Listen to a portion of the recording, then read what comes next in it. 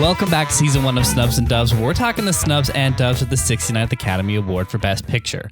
I'm your host, Kyle Tobiasson, and as always, I'm joined by my co-host, Jason Miller. Jason, how you doing today? Ho, ho, ho. It's getting pretty close to that holiday Christmas time season. So I, Santa Claus, am doing good. How are you doing, Kyle? Yeah, I'm good too. It's I'm done all my shopping. Oh, nice. All's clear. I'm ready to go. Well, there's some stuff that I've ordered that needs to come in, but I'm mostly good to go. What about you? Are you ready? Pretty much. I'm waiting on one thing to come in, and I need to pick up some odds and ends. Like, I'm going to go out and get some like chocolates, like small things. I mean, I got to get a pack of beer for someone, but like, nice. I can one trip this on like a Monday afternoon because I have this next coming up week off. Nice. This is easy breezy. All the big parts are in right now. Yeah. That's the only thing I care about. I'm off for work now too for the next 2 weeks until the new year. And I don't even know what I'm going to do with myself. Bliss. It is bliss. Yeah. Can't ready. Did you watch anything in the last week? Well, it's Christmas season. So last night, me and my roommates, we all watched the first Home Alone, which I'd never seen before. Really? I'd never watched Home Alone. Wow. It's fun. Yeah. It's a good movie. It is a good movie. I thought that the entirety of the movie was going to have hijinks and booby traps, but it's really just like that one scene, the climax, where he absolutely murders these two people who should have been killed several times over. Jesus. Yeah. Just serious head trauma at the very least, or they don't know their first and last name by the end of that movie. Kevin McAllister played the long game by giving them all horrific CTE, and they will not make a recovery from that. There was this one scene where Kevin's talking to like his really old neighbor in the church. That scene goes on forever. And I only know that because like we started, because it's like me and like all my roommates. So we stopped paying attention if anything doesn't immediately grasp it from us for like a couple seconds at a time. So when he's talking to like the old man in the church, we all start just kind of chatting, making jokes and stuff. Yeah. And like a couple minutes later, it feels like I come back and they're still in the church. And like, okay, well, I can kind of tune this out again. And then we go back to that. And then I come back and it's like, oh my, are we still talking to old men in the church? Like, can we get a move on here? Oh, man. But no, it's fun. It's a good movie. Good movie. Yeah. I also watched both seasons of I Think You Should Leave. Oh. Which had been highly recommended to me to the point where I was insulted that so many people have pegged me down to one show. So I'm like, well, I'm not going to watch it now because everyone thinks I'm going to love it. And I'm scared to have a good time and enjoy myself. Finally watched it. It's like our type of humor. Exactly. It's all like absurdist sketch comedy. Okay. Oh, it's right in our wheelhouse. Cool. It's so funny. Is this another Australian thing? I don't know. It's by Tim Robinson. Okay. And I don't know who that was before this, so that doesn't help. Oh, okay. But that could be an Australian name. I wouldn't put him past him. I don't know. What is it on? It's on Netflix. Okay. Yeah. I'll add it to the list. It's silly. Yeah. And they're all like, it's a bunch of short episodes of like really quick skits. So like you can pause it, drop it, leave it wherever you want it, polka dot it, hip hop it, put your hock in the sky, go side to side, and come back to it whenever you want. And it's pretty good for that. Cool. Yeah, I'll add it to the list. I just started The Witcher season 2, so I'll probably have to get through that before hopping on this guy. But don't sprinkle this in between. They're very two different tones. Yeah. I haven't watched enough of that to make any comments on it yet, so I'll leave that until I finish it. But did you watch anything else, or was that it? No, that's been it for now. I also got through a couple of Christmas movies. I watched The Holiday, which have you not seen that one? I don't think I've heard of that one. Wow. It's got Kate Winslet. Ooh. Cameron Diaz, Jude Law, and Jack Black. Okay, you really sold me. You buried that lead. Jack Black is a big pull. Essentially, it's about these two women who swap homes. One is like a successful Hollywood trailer producer, and the other one is like just like a newspaper writer in the UK. And so they like swap to get away from like men and their other relationships. Fair enough. they meet other men in Jude Law and Jack Black and brings new relationships. And it's good. It sounds sultry. Yeah. It's one of those movies that like, it doesn't need to be a Christmas movie. No. It's probably a good enough romantic comedy on its own, but like the Christmas setting definitely elevates it a little bit. Yeah, it's kind of fun when it's crazy. Yeah. It just feels good. Maybe I wonder if that helps or hurts how often you can rewatch it. Because like, would you watch it in the middle of the summer if it had that Christmas theme versus if it didn't? Good question. Probably not. Yeah. Yeah. But then it makes it more rewatchable at Christmas time. So you're putting your eggs in one basket, but it might still pay off. I don't know. Yeah. That's an interesting point. Maybe more movies should just like set themselves at Christmas just so that people will rewatch them at Christmas. Yeah. Interesting. I also watched an anime film called Tokyo Godfathers. Interesting. It's about this like homeless crew who stumbles upon this baby that's been abandoned. Oh. And they try to like, well, some of them want to like adopt it and think it's like a gift from God. And some of them are like, well, we got to return this to the police. Like somebody might be looking for them. And it's a really interesting story. I wasn't the biggest fan of it. It's got like really high reviews. And I thought I was going to like really like it, but I just thought it was fine. And maybe that's just like, this might like expose me a little bit. I'm not the biggest fan of anime. That's fair. And so it has the tendencies that a lot of anime things have. Oh, yeah. And that just kind of fall flat on me. But overall, like it was a pretty cool story. Yeah, the kind of thing like these tropes, if you're a fan of anime, make it like warm you up to it. But if you're not, they're not as enjoyable. Yeah, it kind of detached me a little bit. But yeah, it was worth checking out. Oh, that's good. And the last Christmas movie I watched was The Santa Claus. Which is my annual watch. Still fucking good. Still so good. Last night when we were deciding which Christmas movie to watch, for some reason, there are two choices were Home Alone and Santa Claus 3. Specifically the third. Those were the two we were choosing between. No. If that was your first exposure to the Santa Claus franchise, I would have been severely disappointed for you. It almost was. It would have been all uphill from there. That's true. Yeah. So, it was almost a coin flip away from me watching Santa Claus 3. Yeah. I don't even watch Santa Claus 3 anymore. And you're a Santa Claus completionist. Yeah. But I did watch other movies other than Christmas movies, mainly 2 Spider-Man movies. I rewatched Spider-Man Far From Home because the other night on this Thursday opening, I watched Spider-Man No Way Home. No. And can you bite-sized review of this containing anything that will set expectations for me? Because I'm hoping to watch it on Thursday. Okay. Yeah. You, as a person who's never seen a Spider-Man movie except for Into the Spider-Verse, exposed. Oh, no. You might not get the full experience. Yeah. Because it is kind of like a culminating point of not only this trilogy of Tom Holland Spider-Man movies, but also like, references to the other 2 series. It's, known at this point that there's the villains that are in the movies from the other, in this movie that are from the other movies. Won't say anything else beyond that. But it's, in my opinion, a very, very good Spider-Man movie. Probably one of the best. Dang. Yeah. I'd put it up there. I have a lot of free time. I wonder how many, because I'm going to watch like the first Tom Holland one, obviously. Homecoming? Is that? Homecoming, before this one? Mm-hmm. Definitely going to watch that, like guaranteed. Otherwise it won't make any sense. I wonder if I can fit in some of the older Spider-Mans, just slot in whichever ones I can find and see what happens. Yeah, I would say like the most important ones to watch are maybe the original Spider-Man trilogy. Mm-hmm. Who is Spider-Man in those? Tobey Maguire. Yeah. Right.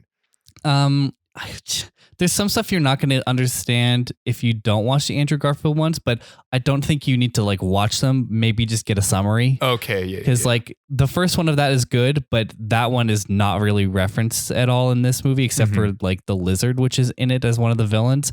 But Amazing Spider-Man 2 is like not as great a movie, but kind of more referenced in this one. Okay. Because Electro is a more prominent villain.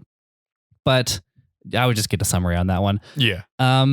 Otherwise, Homecoming. Far From Home is probably more important because it picks up right after Far From Home. Is this the trilogy? This is the third one? Yeah, this is the third one. Right. For some reason, I thought there's only one before this. And I mean, if you want to sprinkle in the other Spider-Man appearances, you would have to watch Captain America Civil War, Homecoming, then Infinity War, then Endgame, then Far From Home, and then No Way Home. Yeah, I'm probably going to skip the Avengers. I've seen them at least, so it's somewhere in the memories good enough.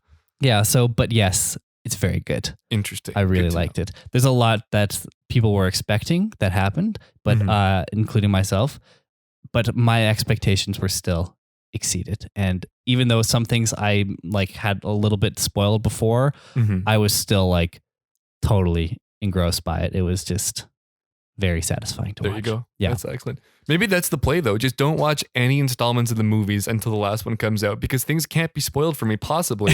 I have no like reference point for that. But now I can just one shot it and go offline until then. Yeah. Yeah, no. I'm eager to see if you would watch all these Spider-Man movies, what like your thoughts and hear your experience watching all of them. Yeah. But that's my challenge now. okay, good. I got 3 days to really hit the Spideys. Good. But that was it. That was my week. Interesting. Yeah. Do you want to get into the movie we're actually going to be talking about today? Yeah, let's do it. Of course, season 1 of Snubs and Dubs is covering the films from the year 1996. And so for episode 20, we are talking about the movie Shine. Had you heard about this one before? I did not know anything about Shine before. I didn't know what a piano was before. That was a big intro to me, was Shine from 1996. Yeah. How about you? Have you seen or heard of Shine before? No, I hadn't. Other than like knowing that it was nominated for Best Picture in this year, I didn't know anything about it until like looking into it to start writing for this episode. Yeah. Like and the other 4, I kind of had maybe a loose recollection about what they were about. Mm-hmm. But like this one was just kind of like blank for me. And so I was going in pretty blind. Yeah. But yeah, so I'd never seen it before and hardly had heard about it before. But yeah, do you want to get into the rest of it then? Yeah, let's get right on in. If you're interested in Shine, I've included the links to the physical media related to this movie. If you can find it, it's just like impossible to find. Yeah, this is really hard to find. Yeah. Wink, wink. Yeah. Nice. If you buy through our links, it'll help out the show. Or if you have any other Amazon shopping to do, follow that general link. It'll help out our show in the process. A reminder that this is going to be a spoiler-filled conversation. So if you have not seen Shine and you want to, go ahead and do so. But without further ado, we're just going to jump into it. As a child piano prodigy, David Helfgott's musical ambitions generate friction with his overbearing father, Peter. When Helfgott travels to London on a music scholarship, his career as a pianist blossoms. However, the pressures of his newfound fame, coupled with the echoes of his tumultuous childhood, conspire to bring Helfgott's latent schizophrenia boiling to the surface, and he spends years in and out of various mental institutions. This is directed by Scott Hicks, and written by Scott Hicks and Jan Sardi, based on the true events of David Helfgott's life. It's biographical. Yeah. It stars Geoffrey Rush, Noah Taylor, and Alex Raffalox. I think I'm going to get that one wrong. All playing David Helfgott at various points in his life. Also stars Armin Mueller-Stahl as Peter and Lynn Redgrave as Gillian. Is a runtime of 105 minutes and was released January 21st, 1996. What'd you think of Shine, Kyle? This is probably, of the 4 nominees for Best Picture we watched so far, the most just a movie that I've seen. Yeah. It's like, it's pretty. It is pretty. They have like good shots and music, but right from the very first scene when they just show David like doing his like the kind of schizophrenic talking that what's his name, Geoffrey Rush uses to play him. Yeah, I'm like, okay, this is gonna be an artsy Oscar movie. This is one that they made to be pretty for the Oscars. Yeah, and I kind of think that's what it was. I don't know if I loved the story that much or got into it. Neither. Even at 105 minutes, I kind of thought this would have ended a lot sooner. But then it ended, and then like, it just ended. Yeah. That was the weirdest thing for me is like I had the same experience. It felt really long and there was parts that I like obviously it's based off of his true life. I guess even if it's loosely based off his true life, there was points that I'm like, okay, did you really need to include this? But then it just gets to the end, like to the point where he's an adult and he, you know, meets his future partner and then it just ends. Yeah. It's just over. I don't think they knew how to end it because David's still alive. It's not like you're writing about someone whose life has come to an end, so you can kind of like, it's easier to storyboard an ending into that. But for this, like they never quite hit a peak. No. Even like I think the climax is when he's playing that piano piece and then collapses after. Yeah. But when he's playing that, they go into slow motion for it, which kind of like, I thought it was a cool shot that they had when they did that slow motion, but it like just cut the top. It just kind of rounded it a lot. It just smoothed it over and it wasn't that climactic. No, that's what I found too, is I thought those piano sequences were going to be a lot more intense, and maybe a better part to even end this movie would be when he returns to playing concerts, because they just cut to a point where he's just bowing. Like you don't even see him really play the last song that he plays there. And that if you had like hyped that moment up and maybe like had him be nervous, because you show him being nervous before he goes to the concert to start, and like show like a big piano moment to like mimic that moment where he passed out in the middle, that could have been a cool and very rewarding moment to end, because when he's getting that applause and, he's in tears, like that was, a really good performance from Geoffrey Rush, but it's so undercut by the fact that they continued it afterwards. Yeah. And then it just kind of like goes on a couple more minutes. Yeah. And then just fizzles out. Yeah. And so kind of weird. Weird ending. Mm-hmm. Do you want to get into plot? Let's hit that plot. All right. We open on a older David explaining in his signature voice pattern that he loves cats. Then David wills his way into a restaurant where Sylvia helps him find his way home. We also get a brief insight into David's relationship with his father, Peter, before we cut to a talent contest where young David plays the piano. David nearly plays the piano off the stage and attracts the attention of one of the judges, Ben Rosen. David loses the talent contest and heads back home, where Peter tells him the importance of always winning, while telling him that he's also very lucky for the opportunities that he has given David. Ben Rosen, the judge, then visits the family home to present David a prize that he neglected to accept as a result of Peter's hastily leaving the talent contest once David didn't win first prize. Rosen also expresses interest in teaching David, but David's father says no. This father guy. He sucks. He sucks. Yeah. And it's just kind of like frustrating seeing that like this dad who's clearly like proud of where he's taken his kids to at this point. Like, now it's all about him. And it's his reward for the kids winning. So he's not going to let them have a better chance by letting them go to like a professional. Yeah. He's just going to keep doing it for his own pride. Very controlling. Yeah. Which is interesting because it's funny. One of the movies that I watched this year that might be in contention for Academy Awards is King Richard. Mm-hmm. And it's kind of a parallel in a way where in this movie, Peter, the father, is controlling to like a fault. Yeah. Where in King Richard, they show him being controlling, and they show that it's not a great thing. Mm-hmm. But he's also like the protagonist of that story, and you're supposed to like empathize with him, which was a more interesting kind of like nuanced take on that type of character. Yeah. Whereas this guy was just like very strict, very hard. Oh yeah, and, he like, sucks. All selfishness. Like this was about him. Yeah, his victories. Like you right from the first second of his appearance, you think he's a dirty guy, like a skeevy dude. He's kind of a dick. And then he just is a dick throughout the whole movie. You're never wrong for hating him. Mm-hmm. Which I don't know if you might have this in fun facts, but I kind of read something about him. Oh, yeah, I think I do actually. Okay, yeah, I'll get that. We'll get to that later. Peter wants David to learn Sergey Rachmaninoff's third concerto, saying that him playing that piece would make him very proud. After some deliberation, Peter accepts Rosen's offer to teach David and drops him off, initially hoping that Rosen would teach David Rachmaninoff, but Rosen argues that he first needs to learn Mozart. Back in the future, Sylvia drops David off at the lodge he was staying at under care. We then cut to a little bit older of a David who wins the state championship playing Mozart. An American offers him a chance to study music in America, but David's dad is not having any of it. He also doesn't have the money to send David to America, but Rosen suggests that they could raise the money to send David to America through his bar mitzvah. David performs at a gathering for the fund and meets Catherine Suzanne Pritchard. Back at home, David receives a letter from the host family that he would be staying with in America. This triggers Peter to decide that David will not go to America and burns the letter, claiming that he knows what's best and will not break up his family. It's a pretty rough scene.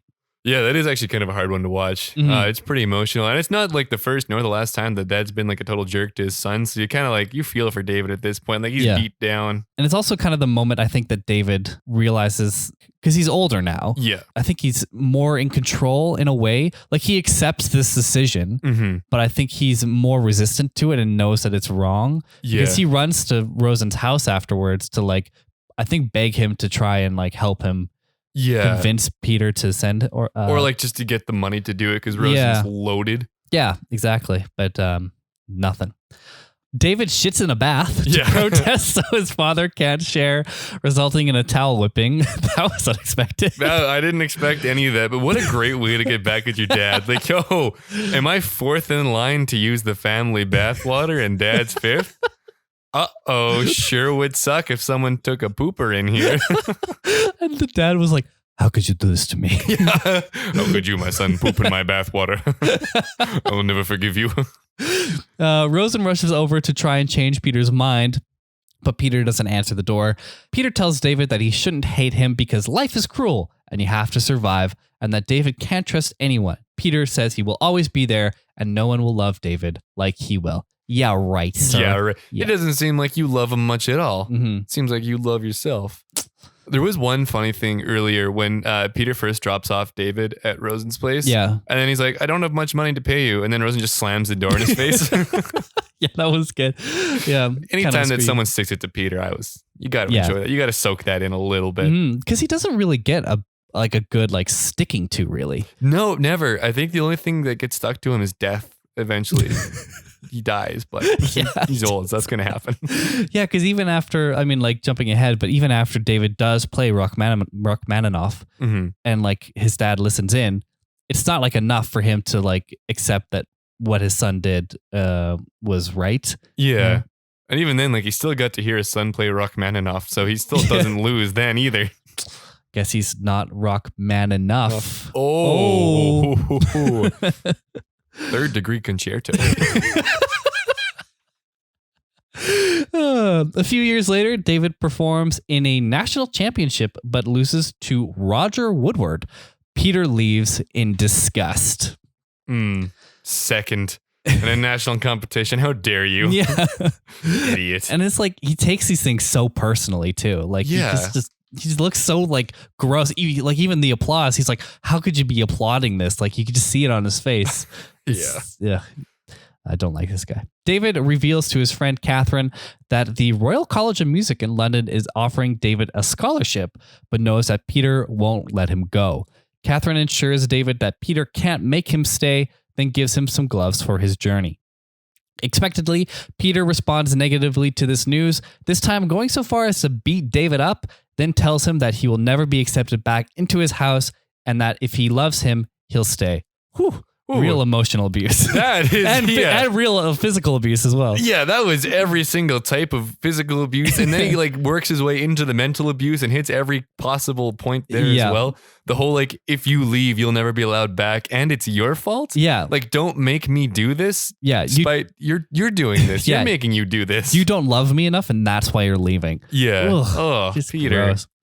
David then leaves. And Peter burns his collection of David-themed newspaper clippings. Yeah,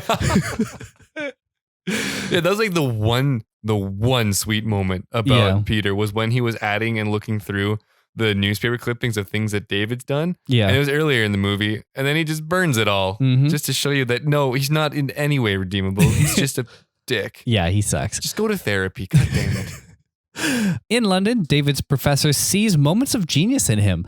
David then gets drunk with his friends and falls asleep on a statue before calling Catherine. David gets into the finals at his college concert and wants to play Rachmaninoff's third concerto. David and his professor get to work on the piece, managing to break a piano string as he starts to get the piece mastered.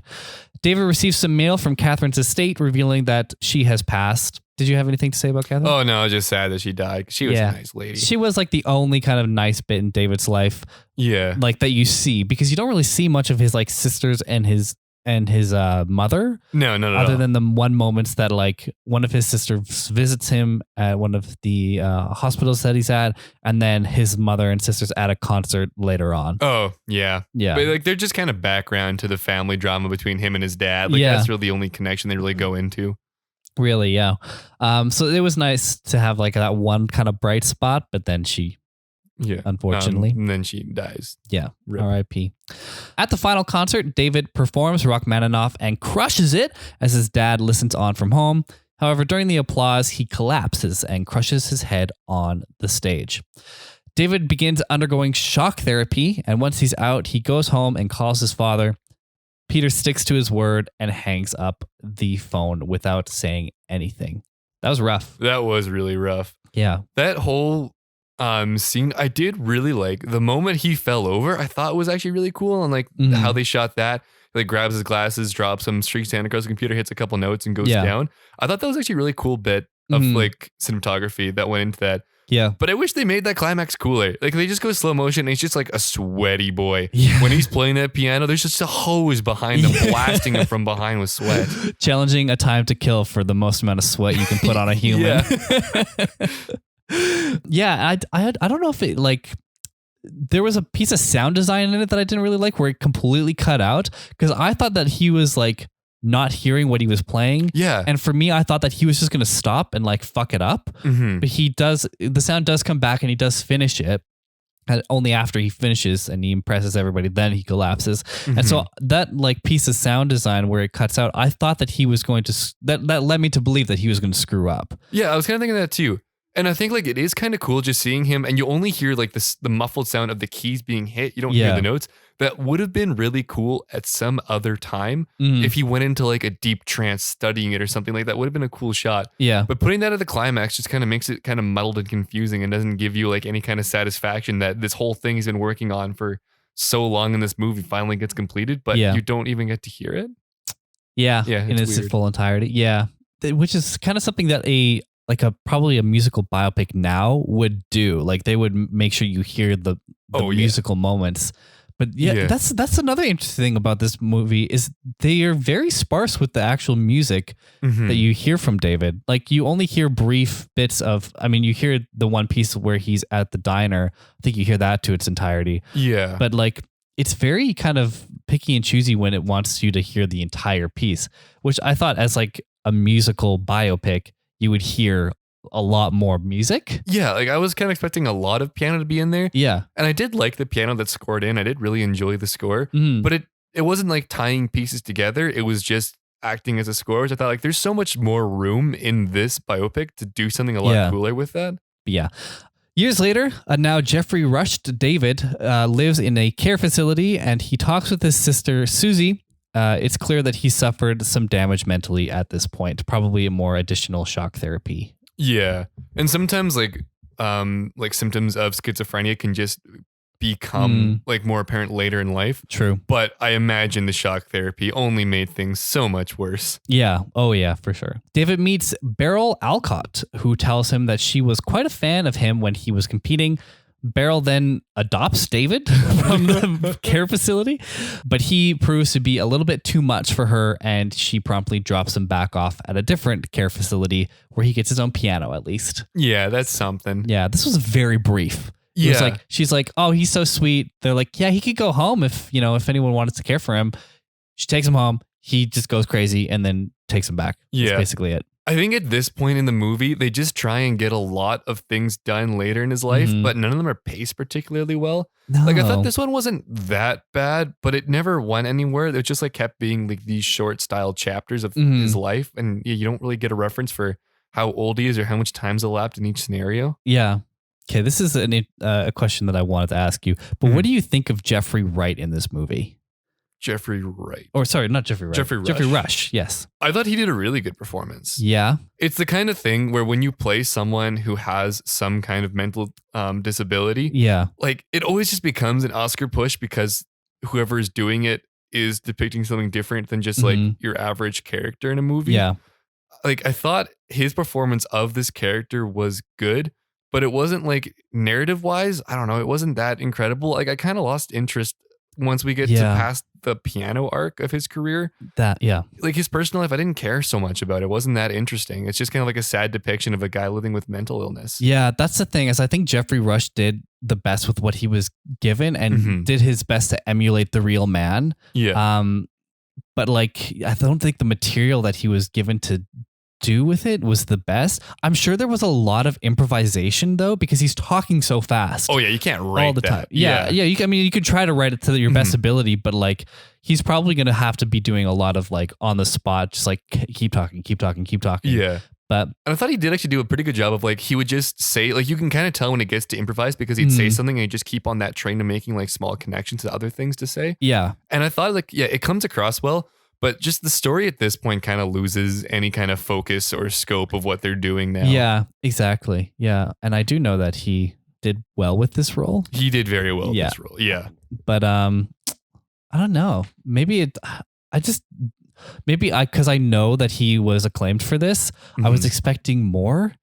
Like a wider range of stuff that he had to do. Yeah, maybe. Yeah, because the only really, I like this, like when he's nervous about the show is kind of the most range he gets. Otherwise, it's just kind of like this manic happiness and chattering that he does, but he does the same thing for pretty much the entire performance. Yeah. And I guess like it's a difficult cross to bear when you're emulating a real person. Yeah. Because you have to be careful to actually emulate them properly, especially somebody with mental illness. But also there's a narrative that we have to tell. Yeah. And certain liberties may be taken, but you also don't want to take too many liberties because this is a real person. Yeah, especially someone who's still alive. Yeah, exactly. Yeah. Anyways, we'll continue.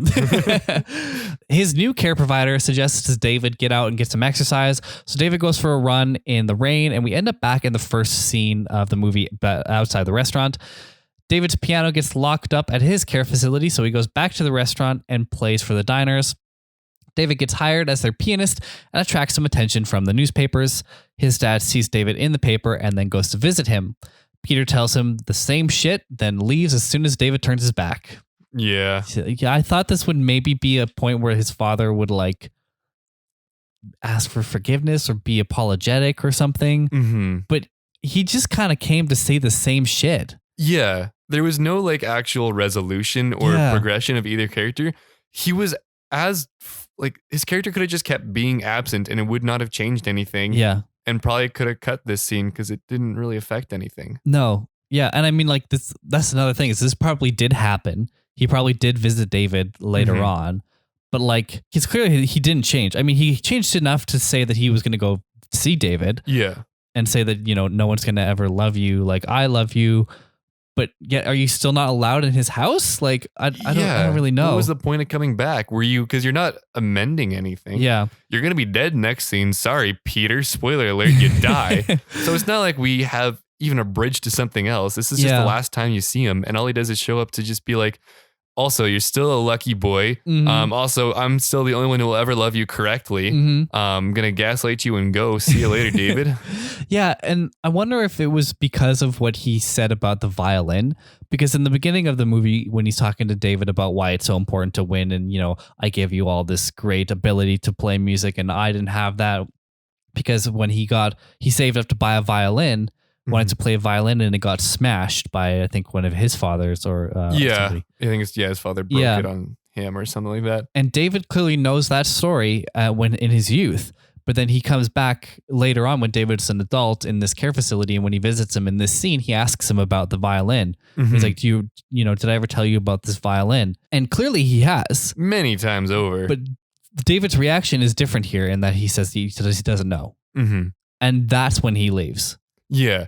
I was kind of thinking the feeling that I got from that particular set of lines about him not remembering is his father like realizes how unwell David is. Cause like they mentioned the violin story several times throughout. Yeah. And even the first time they introduced it, you kind of see on David's face, like, oh, it's the violin story again. Like he's heard this 100 times already. So the fact that he doesn't remember the violin makes his father want less to do with him because he's so affected by his mental disability that he doesn't have like these memories anymore. But I don't like, what was the point of that? I don't know. The father already doesn't like him. He's already a douchebag the whole time. Yeah. David begins staying with Sylvia, the waitress, on the weekends. And one day Sylvia brings over her friend Gillian. Gillian falls in love with David after watching him play the piano at the restaurant, despite being engaged to another. Gillian helps David write to his college professor. And then she goes with David to the concert of Roger Woodward, who he had lost to in that national championship. As Gillian tries to leave to go back home, David proposes to her. Gillian doesn't answer David then, but goes home, thinks on it, and then agrees. Yeah. I love how she like charts the stars and is like, oh, I have to leave my current engagement for this man that I've only known for a couple days. But hey, this is love's love. Yep. What can you say? It's probably exactly what happened. Some time passes. David and Gillian have children. David performs for a large audience that includes his mother, his sisters, and Mr. Rosen. But we finish on Peter, who had passed away. So they're at the graveyard. David and Gillian visit his grave, and the movie ends very abruptly. I think they say that like David doesn't feel anything about seeing his father's tombstone. Yeah. You should feel happy. Fuck that guy. You should be doing a little dance on that, David. Really rub it into the old man's dirt-covered face. You suck. Yeah. Even when you're dead, you're a better father. Yeah, I mean, you got to give credit to the actor here. He did a good job. He did a good job. Performing this really just deadbeat, awful, emotionally and physically abusive father figure to David. Like, honestly, even like Peter the dad, I think his character was actually really well performed because there was like a range of you need to be like to get the full whiplash feeling of his abuse, you need to see some tender moments that get turned into controlling anger moments. Well, even in that one scene where he like physically beats on David and then tries to flip to that like emotional manipulation, like you can see the different, like the change from being so angry to being so hurt. Yeah. And that's like, it's really good performance. It is really good performance. Yeah. And he also does get some love for that, which is, I think, well deserved. Cool. Well, yeah. Were there any standout moments for you? Anything that you really vibed with, cared for? I mean, like the story itself wasn't fantastic. I did really enjoy it up until he plays Rachmaninoff's piece. I think everything up to then is actually pretty well paced out. I was enjoying the story and getting into that. I especially really liked his college years. I think there's like a couple things they maybe could have fleshed out more. Like, who are those random two bros that were drinking with him? And like, are they, because they kind of make it seem like, are they his friends or are they jerks taking advantage of him? But then they don't have enough time to really resolve that. Yeah. But then they're in the crowd for his performance. And maybe they just are his friends and are just more rowdy than he is. Yeah. And I think they're at his wedding too. Oh, okay. Yeah. I might have just missed that. But yeah. Oh, no. Yeah. I don't remember that. Yeah. But I did really like his college years and the story is really like interesting. But they just don't know how, like the ending doesn't get written very well for anyone to get resolved. Yeah. I think there is a better movie about this man. Yeah. I think like the way that this one was written was so kind of like choppy to get to the points that they wanted to get to that there might be like, they might have skipped over maybe having more emotional, more important beats, more intimate relationships. Yeah. Other than like him and his father. And like I did read that the director, Scott Hicks, he's a big fan of David Helfgott. So I think this was written from a fan's perspective. And I think there's a better movie with a more critical look at David because this kind of like overly aggrandizes his playing. And some of the fun facts I have mostly deal with the accuracy of this movie because there's not a lot of fun facts to go around this movie. Yeah. But one of the things that was said is that his playing, like he did play Rachmaninoff's third concerto. Yeah. But like his ability up to that point was maybe a little over-aggrandized. And afterwards, when he makes his return to his career, there's a large disagreement about how that's portrayed because he never plays that well again. Like he does return to playing the piano, but from what I was reading, it's more of people going to go see the child prodigy who was able to make a return after dealing with like pretty intense emotional, like a mental illness. But a lot of the reviews coming like say, if you had gone to see David Helfgott now just to go see musician, you wouldn't think he's that incredible. Like he just doesn't have the same ability to play. So if you make the ending more struggle with his ability to return to playing the piano and not just kind of that fairy tale ending of how he can just bring it right back again, maybe it becomes a more interesting movie with a better rounded ending. That would have been more impactful. Yeah. And that brings me back to that idea of emulating the middle scene where he plays beautifully and then passes out. If you go to that moment, that concert, really hype up that moment where he's like nervous, he goes up, he plays, and you just watch him play, maybe even the same piece, Rachmaninoff, and he just doesn't do it as well. Yeah. But then he still gets that like thunderous applause and people are there to support him. Like, yeah, you would portray the fact that he has struggled and he's like not as well as he used to be, but people would still love and support him. Yeah. And that's more of the moral maybe heart of this story. And that's where you could have ended this movie. Yeah, exactly. Instead of fizzling out that his, he visits his father's grave and, he doesn't care and boop, movie's end. Yeah.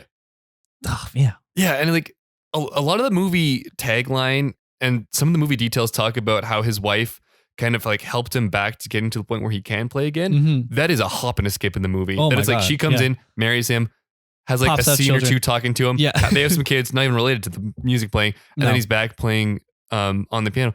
I think if you change the pacing, I don't mind the length of this movie. You might have even been able to go a little bit longer if you can round out that ending a bit more. Cause I think like it kind of gets a little boring near the end. You can probably like, do you need the scene when that lady who was a fan of him takes him home for like a couple of days and brings him somewhere else? I don't think you need that. You can cut that right out and give Gillian more time because she's more instrumental in his career in his life than she has. She's like 5 minutes in the movie. Yeah. And most of that is like her charting them out, getting married, and then popping out a couple kids. Like her like emotional support isn't really that front and center. No. And like that might be because at the time it was more like new, like things were still happening. Yeah. That one might not be as developed at the time. So yeah, that might be the case in that. But then like what, maybe don't go that far? I don't know. I don't know. Yeah, maybe there's just the ending could have been brought home better. Yeah. Yeah. Maybe we'll see another movie about this man in some time. I bet you we do, because there's still a lot of buzz. Like he's had other things written and created about him because it's a super interesting story. Yeah. It's a documentary, incredible. Right? There was a documentary about him? Yeah, fairly recently, at least in the scope of like from 1996 till now. Yeah. But yeah, I bet you once he dies, which is a weird way to set a timetable to write about someone. But like the post-mortem on his life will probably be a bit more well-rounded than it is now. And like there's a lot more to contest with about writing about someone who's still alive. Mm-hmm. Cool. Well, I don't know. Any other takeaways or? I don't know. Maybe just roll into reviews. Let's just roll into reviews. Let's roll into some reviews here. All right. What do you think the audiences and the critics had to say about Shine? Well, it's an Academy Award nominated film. That it is. I think the critics are probably going to be decently high. I'm going to say like 85. Mm-hmm. Maybe audiences like an 80. Close. Okay. On Rotten Tomatoes, critics 91. Oh, wow. Audiences 90. Oh, wow. Yeah. IMDb 7.7. It's pretty high. Metacritic 8.7. Wow. Very high. Yeah. Critics were really high on this movie, and audiences apparently at the time too. That's a lot of really positive reviews. I do think this was a movie that was not reviewed that frequently compared to others, but when it was very highly rated. So it's kind of more of like a deep movie buff kind of thing where the average person's probably not going to go see this. Yeah. Which kind of comes through a bit more in the box office. But people who did watch it really loved it. Okay. And I think there is something to how well like it's scored and like shot and edited. I think is a really pretty well put together movie. Yeah. Which is kind of a weak story. Yeah. The storyboarding wasn't great. And like, I think there's definitely some good performances in this. Yeah. Obviously with Geoffrey Rush and his dad, like they did a really good job with what they were given. Yeah. But yeah, I think the rest of it, like it didn't land that well with me. They couldn't take it home. Yeah. They couldn't finish it off. That's not to say I didn't have a positive experience, which might be in the same vein as all the other critics. Yeah. Because like I would still say this, like I had a positive experience. It just like wasn't the biggest wow type movie that I would expect from an Academy Award nominated film. Yeah. And so like maybe that expectation brought my thoughts on it down. But I guess, well, that's kind of my own review, but like it had all the bells and whistles, but it's just not enough meat. No, exactly. Well, for box office in 1996, this brought in 6.7 million on a budget of 6 million. Oh, wow. However, it was a bit of a sleeper. And like in 1997, it did like 30 million. So, yeah, this one had legs later. And it came out in January, you said. Yeah. Weird. Yeah. So it had a whole year. Did it release in like Australia first? I don't know. I think the initial release was just kind of like a short. It might have even just been at some award show because it had like its main launch in like late November is when people actually started watching it. So I don't know exactly what the schedule was, but like this didn't come out till soon. Like audiences couldn't go watch this until late in the year. So that's interesting. It's a weird kind of budget for that because it ended up doing 30 mil overall, but like in 1996 it just barely broke even.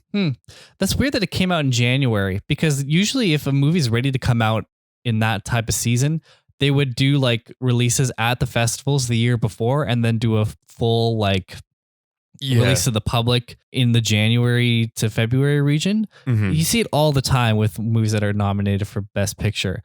And so if I heard that this was coming out in January, which just surprised me when you said it did come out in January, it was nominated for this one. My assumption that was the worldwide release and then it had been, but then it would have been qualified for the year before. So very, very weird release schedule. And it's still like, I don't know if this is related at all. This is a hard movie to find. Yeah. We could trying to watch this movie. We checked everywhere and could barely do it. Yeah. But so box office number for the year, It was number 149. Oof. Yeah, not really that up there. Top 150. Yeah. Oh, okay. So I just pulled up the page again. The release date was January 21st, 1996, as I said, during the Sundance Film Festival. Right. Released in Australia on August 15th, 1996. Okay. And released in the United States on November 20th. Okay. Yeah. So they really spread it out. That's a weird release schedule. Yeah. Yeah. I don't know what was going on there, but Interesting. it did end up making money eventually at some point. That's good. Let's get into our scores. Sure. What would you give Shine for your enjoyment? I think I'm going to go like 2.5. Yeah. Right down the middle. Yeah. I think that's actually super fair. Because I was thinking to myself, like, up until when he plays Rachmaninoff, this is probably like a 3.5, Yeah. like a bit more enjoyable than the average movie. But then like I was really out after that. So I like that 2.5. I'm gonna do the same. All right, Craft. Yeah, I think I'm probably going to go a little bit higher on this one. Maybe even like a 3.5. 3.5. I like that. Yeah.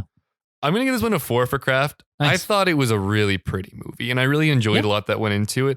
And just the piano playing was really nice. Like it was well scored, although it would have been cooler if they tried to integrate like the piano playing. And maybe they did. Like, I don't know enough about music to know exactly like what went into the score. And maybe it is a bit more like complex than the piano layman at best would understand. But I thought it was really well put together anyways. Yeah. Execution.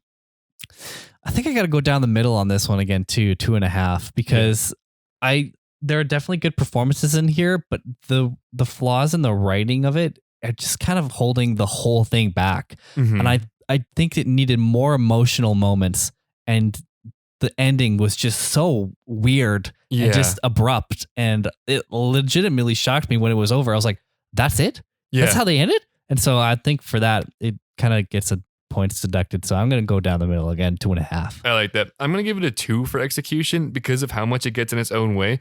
And True. You have like an oodle of Academy Award nominated pieces of this movie, and it's still like not amazing at the end of it. Yeah. Because I don't know, like part of it's just the writing, and I don't think the execution was good enough to really save it.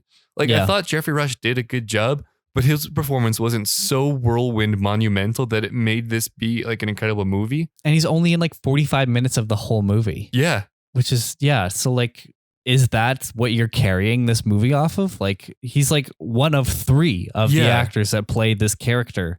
And I thought, I can't remember, Noah Taylor, something like that. What's the name of the adolescent? Oh, the H. middle David? one. He was kind of my favorite. Noah Taylor, yeah. Yeah. He was kind of my favorite performance of David. I liked him in that too. And like, because that's in like a transitional period too, where he's going from like being under his father's care to kind of coming into his own. Yeah. And like, he really sold the like intense piano playing at that concert. And yeah. What's your rewatchability? It's kind of rough. Yeah. I might go 2. I'm also thinking 2. Mm-hmm. I don't know if I'd hate to rewatch this. Yeah. I don't really want to rewatch this. Not really, no. But like, I could be like coerced enough to like rewatch it. If someone was watching this at depending on where in the movie they were, I would sit and watch for a while to re-see some things I did like, and then I would leave at a point. Yeah. So I guess that's a 2. Yeah, I'll leave that. I'll leave that there. All right, Kyle, you have given this movie 10.5 out of 20 for a 53%. I, on the other hand, have given this a 10.5 out of 20 for a 53%. Oh. So both pretty down the middle on this. Yeah. It just, I'm surprised it was as highly scored as it was. Me too. Because I know it didn't do it for me personally. No. And like, I kind of thought that it would, because I do like musical biopics. I think they can be done really well. And I mean, we both play and have histories with music. And so like, I thought I would vibe with this a lot more than I, ended up doing. Yeah. And I think like, and I don't even really blame them for this. I think you do need to know, like the more you know about the piano, probably the more you enjoy that, which I think is fine. Like that doesn't really bother me, but it's harder. It does make it a little harder for the average person to be like, yes, Rachmaninoff sure can't get me enough of the Rockman. All right. All right. Season ranking time. Oof. Kyle, I'll take it top to bottom here. Okay. Fargo, Bound, Scream, Swingers, Jerry Maguire, Independence Day, Mission Impossible, Secret and Lies, Bottle Rocket, Train Spotting, The Rock, Twister, Primal Fear, The People vs. Larry Flint, A Time to Kill, Breaking the Waves, Lone Star, Happy Gilmore, Marv. I think this is hidden just above A Time to Kill. Just above time. I think. That will slot you in there at number 15. Yeah. My list currently is Bound, Fargo, Scream, Swingers, Lone Star, Independence Day, Secrets and Lies, Jerry Maguire, Mission Impossible, The Rock, Breaking the Waves, Bottle Rocket, Train Spotting, Primal Fear, Twister, A Time to Kill, Happy Gilmore, The People vs. Larry Flint, Eating an Entire Bowl of Mud, and then Marvin's Room. I'm going to be slotting this one in pretty low here. I think I'm going to put it just above Happy Gilmore. Yeah. Which is going to bring me to number 17. That seems low, but like I don't want to put it higher. Yeah. Because looking at all, I come down to rewatchability. I think is my main thing when I come to the season ranking. Yeah. Everything above it, I'd rather watch sooner than watching this one again. Yeah. So I'm going to put it at number 17 for Shine. Totally fair. Yeah. It's not very shiny. It's kind of dull, actually. Which is strange because this is the first nominated movie that we've talked about that we both very kind of frontwardly don't like. Just kind of meh about the entire thing. Yeah. Everything else just had a more enjoyable story to it, a more tightly written story. Maybe this shouldn't earned the buzz. Maybe the buzz was given a bit too much. Maybe the buzz should have gone somewhere else. Maybe to a pound or two. Well, that's going to be a conversation we have in 6 episodes. Yeah, we're getting closer. I'm glad we're getting some real steam material going on as we get closer to it. Yep. All right. Do you want to do some fun letterbox review? Oh, I want to hear some fun letterbox reviews. Well, there's not much. I'll start you off here with Blake Battersby. 4 stars. Dance moms have nothing on piano dads. Imagine like if Peter got his same like Honey Boo Boo-esque spin-off show of him just being fucking Satan. That's good. Jamie, 2.5 stars. Australian cinema once again proving that we have the least interesting film industry. Hooray! Oh no. Oh, that was coming from Jamie, so that's Jamie's opinion on the Australian cinema scene. I have no thoughts. I mean, come on, Mad Max. You gave us Mad Max. That's true. Yeah, you know what, Jamie? I disagree with you. Mad Max can carry enough on its own. Yeah. Other than that, we have 3,000 people saying, wow, this movie really shined, or some form of shine as a pun. You all did it. Stop. Everyone used that. Yeah. That was, I think I went through almost all of them to get those 2 good ones. And every time that someone said, hey guys, this movie really shined for Geoffrey Rush, I'll see myself out. I wanted to just throw my computer. Yeah, you can't see yourself out. Please leave. Please disconnect from the internet permanently. All right. Awards details. Kyle, how many awards do you think this was nominated for? And like what about? What do you think it got? At least 2. Because it got nominated for Best Picture, and I know that it won for Best Actor. Yeah, that was a very safe guess. Yeah. So I think just 2, at least. 7 total Academy Award nominations. Jesus. This was nominated for Best Picture, Best Director for Scott Hicks, Best Actor for Geoffrey Rush, Best Supporting Actor for Armin Mueller-Stahl, Best Screenplay written directly for the screen for Jan Sardi and Scott Hicks, Best Film Editing for Pip Carmel, Best Original Dramatic Score for David Hirschfelder. That's a lot of traction. Yeah, it got a lot of traction. I'm not actually opposed to the fact that Peter got nominated. No. The score was pretty good too. Yep, that's fine. I'm happy with that. Editing? Yeah. I didn't hate it. There were some things I thought were fun. Yeah. But yeah, I didn't like. There's some things I also thought were bad though. There's things I thought were quite bad. Yeah. But yeah. Directing, I guess it was good. It was enough to get it nominated for Best Picture, so I guess you kind of have to lump them in there. Yeah. The writing though? Best Screenplay written? No, I don't know about that. Yeah. It didn't win though, did it? It didn't win, no. The only Academy Award it actually did win was Best Actor for Geoffrey Rush. Right. That was the only win. Okay. I looked, and at the Hindsight Awards, it had fewer nominations, and it still won Best Actor. Interesting. I think it was just Best Picture, Best Actor, and Best Supporting in the 2020. Can't remember. Okay. For other notable awards, this won so many things in so many. The list was hard to even wade through, so I didn't. It won a lot of awards and a lot of nominations at many places. People loved it. Let's get a couple interesting facts in here. There wasn't much. Oh boy. For his performance in this movie, Geoffrey Rush became the first actor to ever win the Best Actor at the Academy Awards, Screen Actors Guild Awards, BAFTA Awards, and Critics' Choice Awards, as well as Best Actor for Dramas at the Golden Globes Awards. Wow. He was the first to take the quintuple crown. Jeez. Yeah. He cleaned up. Good for Geoffrey Rush. Yeah. Geoffrey Rush had once learned the piano up until aged 14. He took up piano lessons again 30 years later for this movie. And because he was good enough, he did not need a hand double to play the piano. That's commitment. That is actually pretty impressive. Yeah. Because there was like some good pianist things in there. I don't know anything about piano. It looked really good though. Yeah. If he was, I think I knew that bit, and he looked really good playing those. Oh yeah, those notes, it looked like he was really playing the notes. Yeah, I guess he was. Which I don't know if the adolescent version of it did, because sometimes with the editing you can tell. Yeah. Because when Geoffrey Rush was playing, you would see the entirety of Geoffrey Rush playing the piano. Whereas with the other guy, you would just cut to his hands and then cut to his face and then cut to his hands, cut to his face. So that could have been somebody else. I think that was a double. Yeah. If he did play the piano, it probably would have made it into the interesting facts. Yeah. It's kind of light in there. So I'm assuming that he had a double for that. And Probably. that's fine. That's fine. Yeah. You don't need to know everything. That's okay. Lastly, and this one's kind of a meaty one. Margaret Helfgott, in her book Out of Tune, stresses in particular the case of Helfgott's father, Peter Helfgott, who was, according to her, a loving husband, over-lenient parent, and very far from the abusive tyrant portrayed in Shine.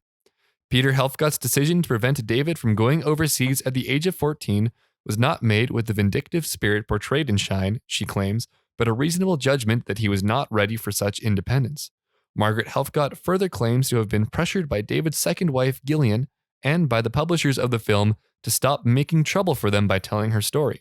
Although Margaret Helfgott has possession of letters between Helfgott and his father, the copyright is held by Gillian Helfgott, who has prevented their contents from being published.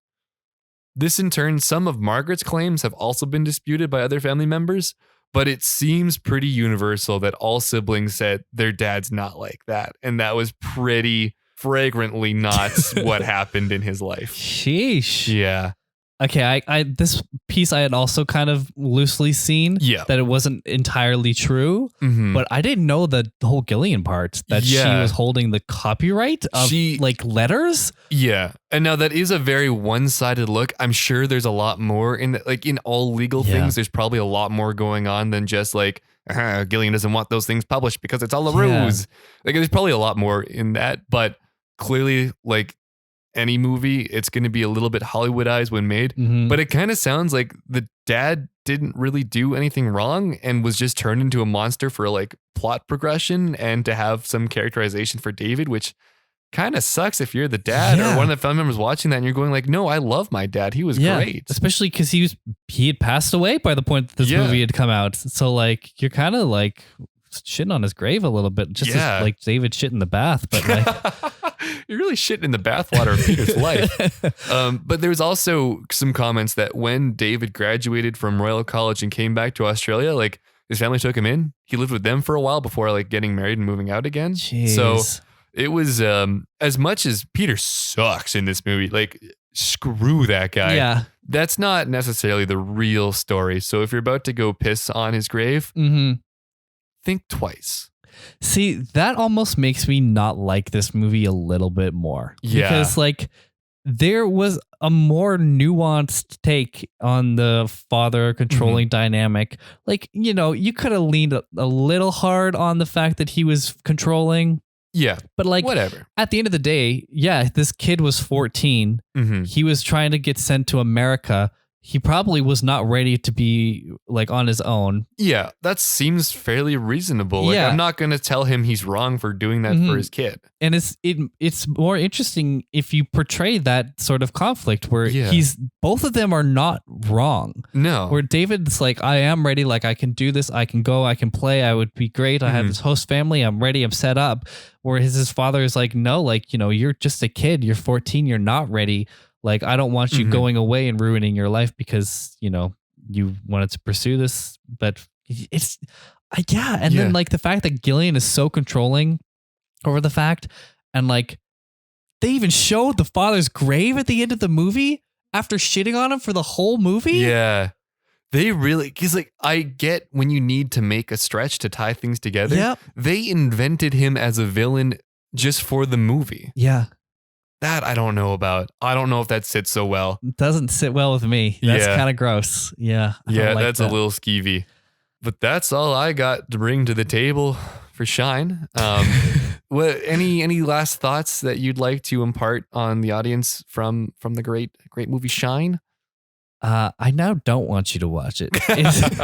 You'll have to go through great lengths to watch it in the first place. Because you need to basically get a VPN. Yeah. Unless you're in America, in which case you can probably find Shine at your local convenience store. But if you're not in the US, good luck. Yeah, honestly, like the Blu-ray. Non-existent. DVD even was like $60 to $70 if you wanted to buy a DVD, and I ain't stooping that low. And you couldn't even rent it here. Like all the places that have it streaming are location locked. Yeah, it's an Australian movie. Get over yourself. Yeah, and just the fact that like now knowing how kind of brutally they treated some of the events of his actual life. Yeah, it's now I'm kind of soured a little bit. Yeah. I'm ready for a more nuanced, like if this was a documentary that was made with the intention of fairness, he has a really cool, interesting life story. Yeah. And I'm excited for when someone takes a more nuanced balance and shows both because like the coolest thing to me is the return to playing piano after hitting such amazing heights as a prodigy, losing it all, and then getting back there. And that's like, they kind of pack that into the last 15 minutes with a bunch of other material. And that is a really cool thing. So yeah, it is. Yeah. They really just brushed over it at the end. Like it almost felt hasty to all right, let's get this done. Yeah. It's like, we spent too much time on him learning the piano. Let's just really compact that last little bit there. That's like when you're writing happy birthday on a card and you're like halfway through at the second P and you're like, oh God, I need to do some compression on this one here on in. Yeah. I think my last thought is that there's a better story of David Helfgott out there, and I'm excited for when that gets made. Me too. We'll keep our eyes open. Yeah. And our ears for his beautiful piano playing. He played at the Oscars. Oh, really? That's super cool. They brought him out and he played the same piece that he plays when he goes to the diner. I think it's a Bumblebee song or something. Oh, is that Flight of the Bumblebee? Yeah. I think it was Flight of the Bumblebee. Nice. Yeah. Oh, that's cool. That's actually really cool. Yeah. So he goes and plays. Yeah. There's a video on YouTube. You can go watch him. Yeah. It's cool. Oh, well, I want to thank you guys for all listening to Season 1, Episode 20 of Snubs and Dubs. As always, you can find us everywhere on social media at Snubs and Dubs. That's Instagram, Twitter, Facebook, Letterboxd, etc. We're also on Good Pods, so make sure to check us out there and join our official Discord. I would love to hear your guys' thoughts on Shine and on this episode, so please send us a tweet or a message with a question, a recommendation, or anything else. I'm also at Kyle Tobiasson on Twitter, and Jason is at Wendy_Mills. Of course, all of those links are going to be in our show notes. Make sure to leave a 5-star review and share the show, then come back next week for another episode. Here's a sneak peek of the film we're going to talk about. In a few minutes, we're going to be in a room with a killer. What you just want to know is what I'm doing in here. I killed some folks quite a while back. They told me I'm well from it now. Why are you letting him out? He's free. His time's up. That's the rules.